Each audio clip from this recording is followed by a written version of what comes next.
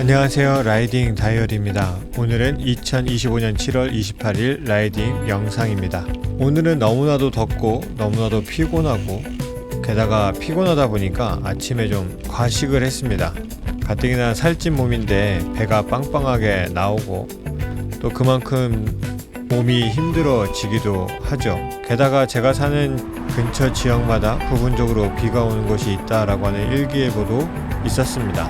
그래서 오늘 자전거를 탈 수 있을까 굉장히 좀 고민을 했었는데, 그래도 이 지역 근처에서 갈 만한 곳을 찾아보니까 평소에 그래도 많이 갔던 장충 약수터에서 평창까지의 구간이 비가 오지 않는 일기예보였기 때문에 거기라도 좀 짧게라도 갔다 와야 되겠다 싶어가지고 오늘은 장충약수터에서 평창까지의 코스를 생각하고 가게 되었습니다. 그래서 이제 정확하게 일기예보를 보기 위해서 구간별로 찍어본 거죠.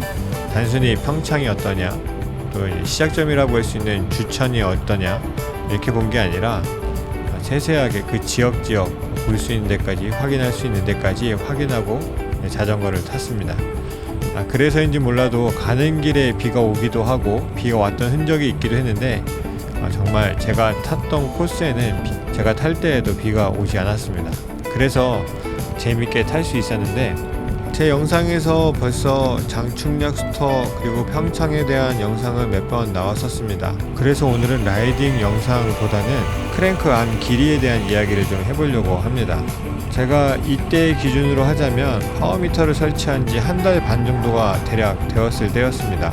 그리고 제가 크랭크암 길이도 조금 줄여서 구매를 했었고, 그 결과를 좀 보고 싶다라고 하는 생각도 하게 됐습니다.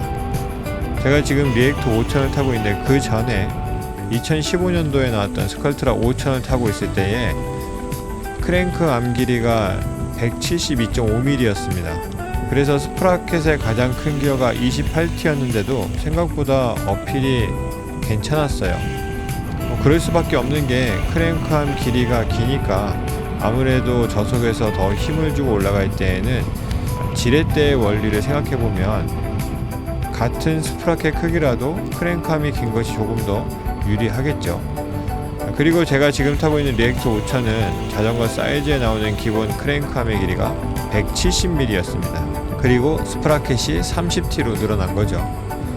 자전거도 몇백 g이지만 좀 더 무게가 늘어났고, 그러다 보니까 어필할 때 조금 이전의 자전거보다는 힘들다라는 생각이 들었지만, 무게 차이도 있고 에어로 프레임이다 보니까 그러려니 했습니다. 그럼에도 불구하고 생각보다 괜찮다라고 생각했던 게, 아마도 스프라켓이 30T로 바뀌어서 서로 이제 크랭크암 길이에서 오는 손해가 좀 상충되지 않았을까, 이런 생각을 해보게 됩니다. 그런데 이번에는 조건이 다 똑같은데 크랭크암의 길이만이 167.5mm로 바뀌게 된 거예요. 그래서 이것에 대해서 한번 이야기해 보려고 합니다. 오늘의 영상에 주의할 점은 지극히 개인적인 체험기라고 하는 것을 꼭 기억해 주셨으면 좋겠습니다. 일단 크랭크암의 길이는 여러 가지가 있습니다. 기성품 중에 짧은 것은 165mm 정도 하는 것 같고, 긴 거는 175mm 정도 하는 것 같습니다. 회사마다 좀 차이가 있을 수 있겠죠. 대충 그 정도 크랭크암의 길이가 있는데, 제가 처음 느꼈던 장점은 무엇이냐면, 크랭크암의 길이가 조금 줄었지만 확실하게 느꼈던 것은 페달을 돌릴 때에 원 모양으로 돌리기가 굉장히 쉬워졌습니다. 우리가 페달을 돌릴 때 어쩔 수 없이 구조상 원 모양을 그릴 수밖에 없는데, 저도 자전거를 그렇게 잘 타는 사람이 아니어서 당연히 부족한 부분이 있을 수밖에 없겠죠. 그 중에 하나가 뭐였냐면, 바꾸고 나서 느낀 거지만 이전에 사용하던 172.5mm하고 바로 직전까지 사용했던 170mm를 사용할 때에 확실하게 페달을 돌릴 때 힘주는 방향이 정해져 있습니다.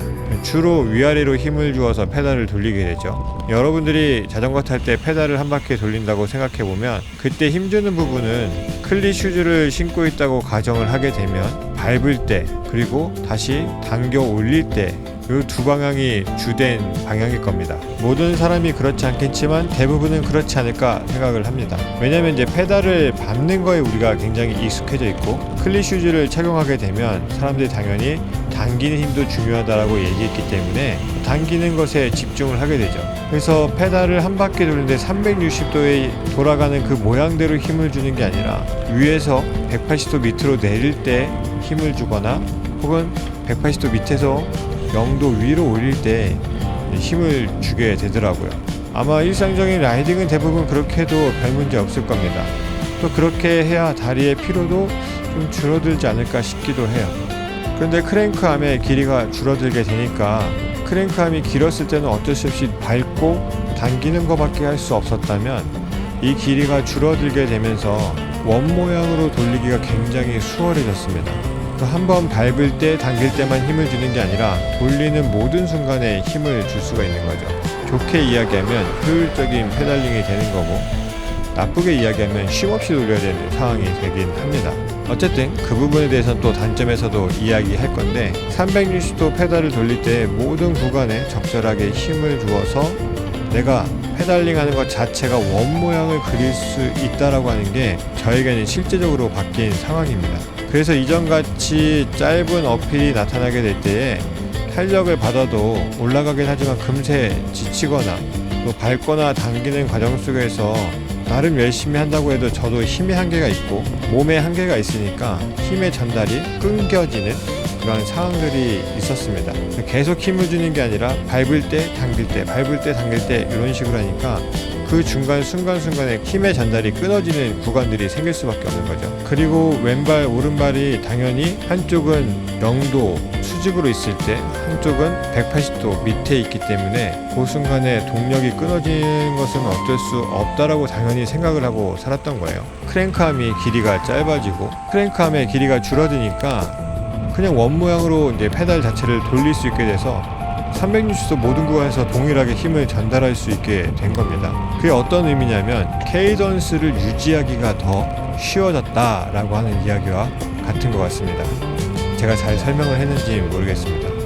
어쨌든 페달을 360도 다 돌릴 때 동일하게 힘을 줄 수 있으니까 당연히 케이던스를 충분히 더 유지하거나 케이던스가 늘어날 수 있는 여지가 생기게 되는 거죠. 물론 이제 고각의 어필이라든지 긴 어필에서는 제 몸 가지고는 그게 잘 안 되지만 짧은 어필 정도는 충분히 탄력과 페달링을 통해서 순식간에 넘어갈 수 있는 여지가 생기게 된 거죠. 그게 신기하게 느껴질 정도였습니다. 그리고 두 번째로 말씀드릴 거는 애매한 장점인데 크랭크암의 길이가 줄어들게 되니까 당연히 안장은 살짝 높아져야 되죠. 미세하게라도 올라가야 맞는 겁니다. 여러분들이 자가 피팅을 하면서 타고 계신 분들이 굉장히 많을 텐데 대부분의 분들이 대단한 지식이 있어서라기보다는 안 맞으면 조금씩 고쳐가면서 계속 타시는 분들이 있을 거고 또 몇 번 이렇게 하다 보면 그 자리에서 익숙해지기도 하고 또 잘 맞기도 해서 그렇게 타시는 분들이 있을 겁니다. 그렇게 자가 피팅을 하신 분들은 아실 거예요. 안장이 2-3mm 오르락 내리락 하는 게 생각보다 차이가 크다는 걸 분명히 아실 겁니다. 저 같은 경우에는 유연성이 떨어지는 사람이기 때문에 2-3mm 올라가는 게 쉽지는 않습니다.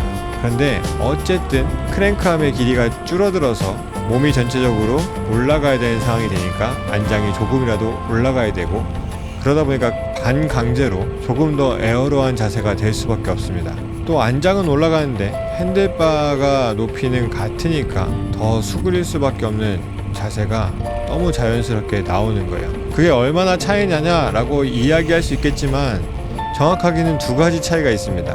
첫째는 더 낮은 자세로 가기 때문에 조금이나마 에어로한 자세가 스스로 만들어져서 도움이 분명히 됩니다. 단점은 저같이 유연성이 떨어지면 그 부분도 굉장히 힘든 부분이 될 수 있다는 거고요. 그리고 또 한 가지는 안장이 조금 더 올라가게 되면서 허리와 다리의 각도가 바뀌게 됩니다. 우리가 자전거 탈 때 수그리는 이유 중에 하나는 에어로한 자세도 있겠지만 허리와 다리 각도가 조금이라도 줄어들게 되면 힘을 좀 더 편하게 낼 수 있습니다. 그래서 큰 차이까지는 아니겠지만 힘을 더 내고 유지하는데 조금 더 편안함을 느낄 수는 있었습니다. 네, 그러나 단점도 있죠. 아까도 말씀드린 것처럼 저 같은 경우에 허리가 좋지 않은 사람이기 때문에 허리 코어 근육이 약합니다. 그 말은 뭐냐면 반대로 손이나 손목, 어깨 이쪽에 부담이 더 갈 수도 있다는 뜻이기도 합니다. 그래서 제 몸뚱아리에서는 그런 부분이 또 단점으로 오기도 했습니다. 세 번째는 단점을 말씀을 드릴 텐데요. 크랭크함이 줄어드니까 장점은 명확했습니다. 힘을 내기가 좀 더 편해졌고 자세가 에어로해지며 또 원 운동을 쉽게 할 수 있게 되어서 케이던스라든지 혹은 힘을 효율적으로 사용하는 부분들이 분명히 좋아졌습니다. 이러한 것이 장점인데 거기에서 오는 큰 단점이 하나가 있습니다. 아까도 말씀드린 것처럼 밟고 당길 때에는 어쨌든 힘이 연속적으로 가는 게 아니라 중간에 끊어지는 부분이 반드시 생길 수밖에 없습니다. 그러면 사람의 몸이 그때라도 잠깐이라도 쉬었다가 다시 힘을 줄 수 있는 여지가 생기게 되는데 원운동을 쉽사리 하게 되면 힘의 효율은 생길 수 있지 몰라도 계속 돌려야 되니까 종아리하고 허벅지에 굉장히 과부하가 옵니다. 지금은 저도 조금 익숙해져 갖고 좀 덜 하지만 처음에는 이게 맞나 싶을 정도로 과부하가 오더라고요. 또 여러분들이 더 잘 아시겠지만 힘을 크게 쓰는 것하고 케이던스가 늘어나는 것 중에 심박을 더 올리는 게 케이던스로 많이 알려져 있습니다.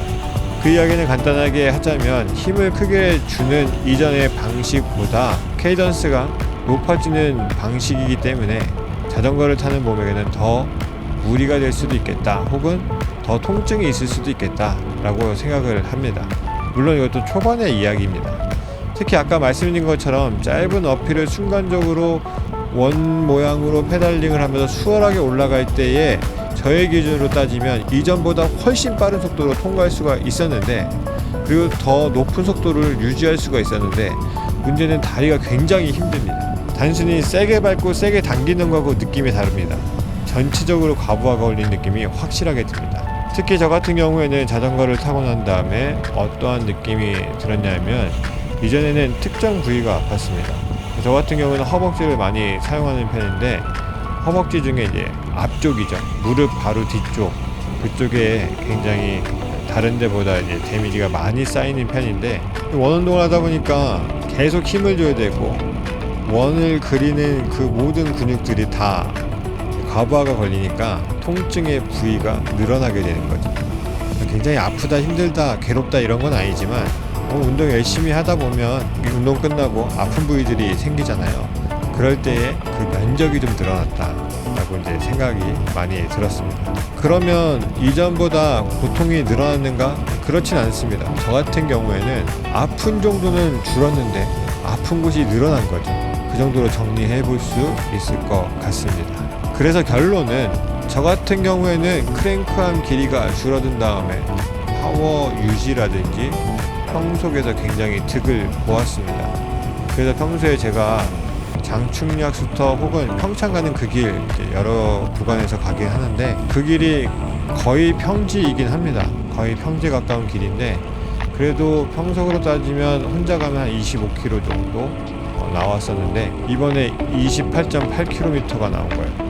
물론 이제 구간이 짧으니까 왕복 한 45km 정도밖에 안 되니까 한번 달려보려면 달려볼 수도 있겠죠.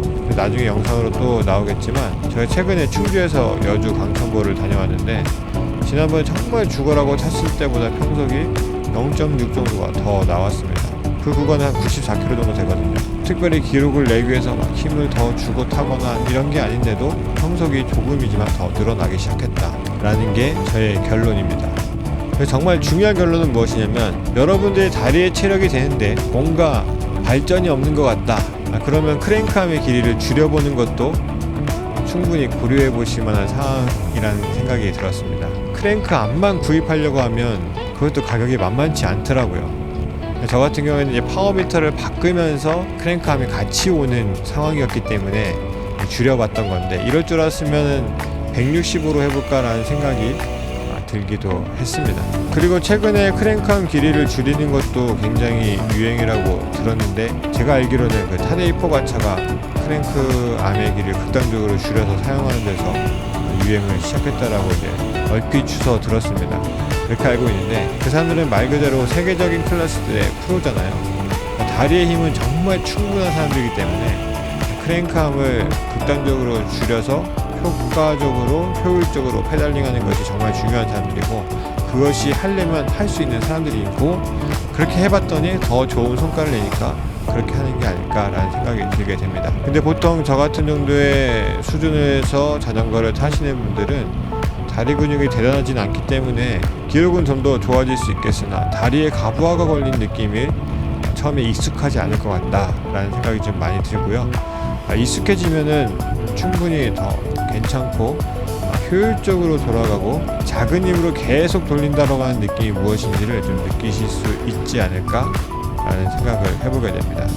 그래서 여러분들이 기록이라든지 혹은 라이딩 때에 뭔가 한계점이 왔는데 무엇을 해야 될지 모르겠다라고 생각하시는 분들은 과감하게 크랭크암을 좀 줄여보는 것도 충분히 도움이 될 것 같고요. 크랭크암을 줄이려고 생각했을 때에는 여러분들의 다리의 체력, 근력을 훨씬 더 많이 사용하게 될 것 같다 라고 하는 것도 염두에 두시면 좋을 것 같습니다. 그리고 저 같은 경우에는 키가 176cm 정도 되고요. 그 다음에 일반적인 체형입니다.